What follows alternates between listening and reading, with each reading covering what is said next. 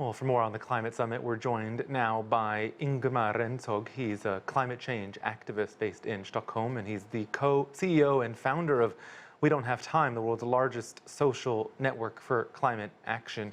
Ingmar, thanks for joining us. You know, we heard Guy Henderson's report there. One of the countries not mentioned was the U.S., typically a leader on global issues. We know that's changed under the Trump administration on specifically climate issues. Are you confident that Washington will return to its role under President Biden? Yes, I think that will be a very high priority with the new administration. But I will also say that it's kind of positive to see the world act without the U.S. because this can't be just U.S. leading, it must be all countries leading. And I'm very pleased to see so many leaders today stepping up their climate ambitions. We are 5 years on from the Paris Climate Accord. A lot has changed in the world. Large swaths of the globe burned essentially before our eyes. Is there this year a different sense of urgency there?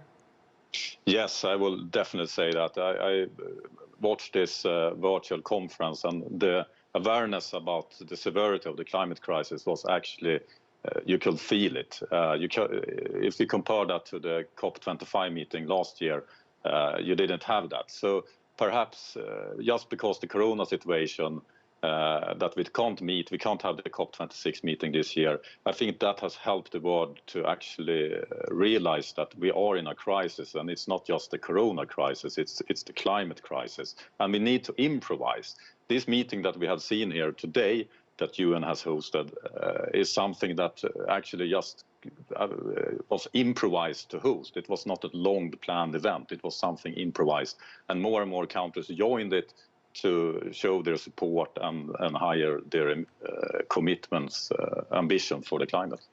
With everything that's happening in the world right now because of COVID and the knockoff effects on countries, on governments, on budgets, are you seeing much of an appetite this year for emission cuts?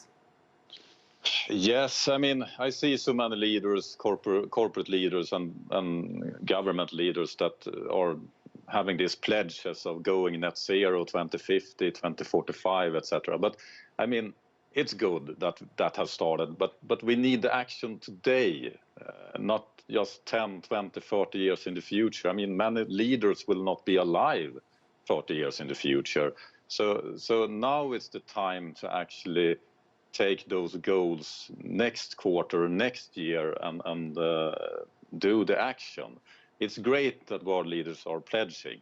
They should have done that 5 years ago when the Paris Agreement came into place, but now they're doing it in a much better way. But we need to transform those pledges into action here and now, and we aren't there yet. But I see hope that we're going to see that perhaps happening in the coming year.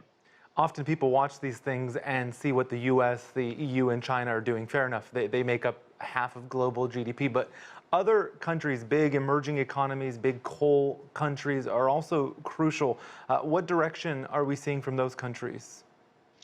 I think the action will not, the pledges will help us in a way that it can nudge the action to happen. But what will really be the amplifier of this is the economics. I mean, it's not economic viability to run a coal plant today.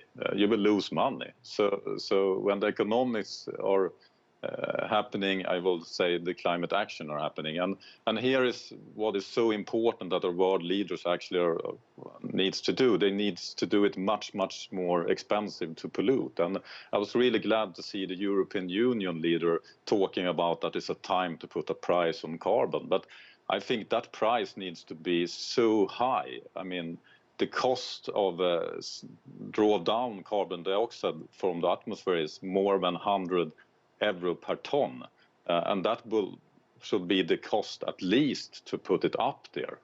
So we need to have a cost on the emission so we could afford put it down back in the ground again.